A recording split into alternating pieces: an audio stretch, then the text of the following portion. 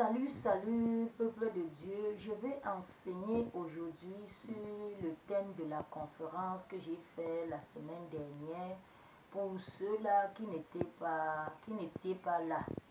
Alléluia. Donc, le thème de la conférence était le rôle de la femme au foyer, tiré du livre de Esther. Esther 3 et Proverbe 31, la femme vertueuse. Alléluia. Nous avons vu que la femme joue trois rôles, pas seulement trois, mais ça c'est ce que nous avons cité. Le rôle de la femme au foyer.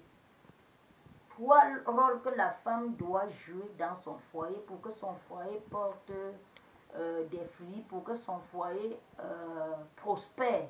Alléluia. Nous avons vu une femme doit entretenir son mari dans le plan physique, dans le plan spirituel et dans le plan sentimental. Alléluia. Et avec ça, nous avons fait des textes, des chapitres et des versets pour cela. Dans le plan physique, les vêtements, la propreté, le repas à table est au lit. Alléluia. Donc, tu dois vérifier si les vêtements de ton mari sont propres, si ton mari est propre, si le repas est bien fait et s'il est bien servi à table comme au lit. Alléluia. Donc, voilà, en sortant, tu dois regarder. Quand il sort, est-ce qu'il est bien habillé? Est-ce qu'il est propre? Est-ce qu'il s'est lavé? Est-ce qu'il a pris son petit déjeuner? Est-ce que tu dois veiller à ce que ton mari soit bien et propre avant de sortir?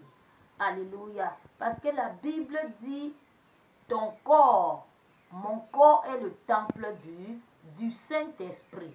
Alléluia. Et si ton corps est le temple du Saint-Esprit, comme la Bible dit que dans Genèse, que l'homme quittera son père et sa mère et s'attachera à sa femme, les deux formeront une seule chair. Ça veut dire que si ton mari n'est pas propre, c'est toi qui n'es pas propre. Si ton mari est sale, ça veut dire que toi-même, la femme, tu es sale. Tu dois veiller. Alléluia. Si ton mari n'a pas bien mangé, tu cuisines mal. Même toi-même, ça veut dire que tu manges des mauvais repas. Alléluia. Dans le plan spirituel, prier pour son mari. Prier à tous les niveaux. Pour ses affaires, pour sa sécurité, pour les finances. Alléluia. Afin qu'il ne tombe pas dans le piège du tentateur, dans le piège de l'ennemi. Parce que la Bible dit que la femme qui croit sanctifie son mari. Alléluia. Donc tu dois veiller à ce que ton mari soit toujours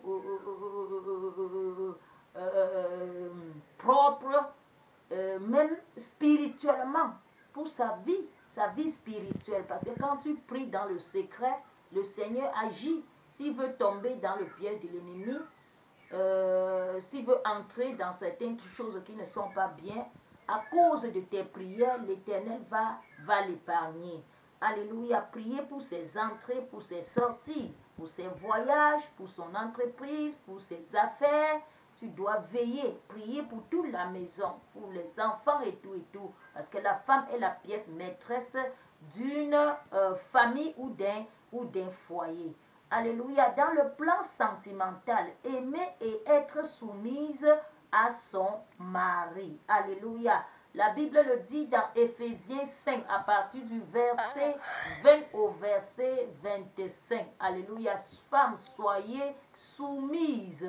Et il n'y a pas la soumission s'il n'y a pas l'amour. Si tu n'aimes pas ton mari, tu ne peux pas être soumise à celui-ci. Alléluia. Donc il faut d'abord l'aimer afin d'être soumise. Et être soumise, c'est être et honorer ce que dit ton mari. Obéir à ton mari. Alléluia. La Bible dit que Sarah obéissait tellement à son mari que parfois son mari disait, mens que tu n'es pas ma femme, tu es ma soeur. Et elle le faisait. Et la Bible dit qu'elle appelait son mari mon Seigneur. Comment appelles-tu ton mari? Alléluia. Est-ce que tu as un petit nom pour ton mari? Alléluia. Bien-aimé peuple de Dieu, ne pas être rebelle à son mari. Même si tu veux demander quelque chose, même si tu veux demander une audience à ton mari, tu dois le faire avec amour, avec le dialogue. Alléluia. Donc c'est ce que nous avons vu dans le plan sentimental. Alléluia. Et nous avons vu que c'est la femme qui bâtit un foyer. Oui. Regardons comment Adam et Ève. Ève a conduit Adam en erreur dans Genèse. Donc la femme qui ne veille pas sur son foyer conduit son mari en erreur. Alléluia. Donc la femme reste la pièce maîtresse. Oui, l'homme travaille. Il cherche beaucoup. Mais toutefois, c'est la femme qui fait de lui un grand homme. Alléluia. Donc c'est ce que nous avons fait, nous avons vu ce jour-là. Alléluia. Donc la femme doit sauvegarder son foyer. Quand elle est déjà mariée, elle ne vit plus pour elle-même, elle vit pour son mari. Là où je disais l'amour. Parce que aimer, c'est mourir en soi pour voir l'autre heureux. Oui, peuple de Dieu, regardons dans le livre de 1 Corinthiens 13, l'amour, ce que c'est que l'amour. Nous voyons que Dieu a tant aimé le monde au point d'envoyer son Fils unique. Mourir sur la croix pour nous. Donc tu dois mourir en toi pour voir ton mari prospérer, pour voir ton foyer vivre. Alléluia, pour voir ton foyer vivre. Et la Bible dit dans le livre de Jean 12, verset 24 à 26, si un grain de blé qui est tombé en terre meurt, elle ne portera pas du fruit, mais si elle meurt, elle portera du fruit. Donc, dans ton foyer, tu dois d'abord mourir en toi, afin que ton foyer prospère. Tu dois mourir en toi. Oui, ne pas riposter à ton mari. Alléluia, tu dois supporter. Oui, supporter parce que tu as aimé. Tu dois supporter les moments difficiles, les moments de pleurs, les moments d'allégresse, de joie. Tu dois être là parce que quand tu acceptes un homme, c'est pour le meilleur et le pire. Alléluia. Tu dois veiller, tu dois être là. Même s'il est malade, couché, tu ne dois pas l'abandonner. Il a les difficultés, tu dois le soutenir. Oui, dans les prières, physiquement, dans tous les domaines de sa vie. Alléluia. Afin de prospérer, afin d'émerger ensemble. Oui, parce que c'est quand, à toutes les étapes où c'était difficile chez Abraham, nous n'avons pas compris que Sarah a désespéré ou s'est détournée de la voie de son mari. Alléluia donc. Et nous avons enseigné et nous avons vu le pardon, le manque de pardon dans un foyer détruit, dans un mariage détruit le couple. Alléluia. Donc tu dois pardonner à ton mari et ça sera réciproque, le pardon. Tu dois pardonner, oublier, continuer. Nous ne pouvons pas rester sans avoir des problèmes et des petits tiraillements.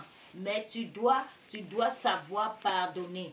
Même si ton cœur, tu sens qu'en toi, tu ne connais pas trop pardonner, demande de l'aide à Dieu. Et nous avons vu le pardon dans le livre de Matthieu 6, verset 15. Alléluia, qui est la clé du succès d'un foyer. C'est le pardon et le dialogue. Parce que la Bible dit, Jésus est venu pour accomplir et non pour abolir. Toi-même, femme qui a accepté un homme, que tu sois chrétienne ou pas, tu es la créature de Dieu.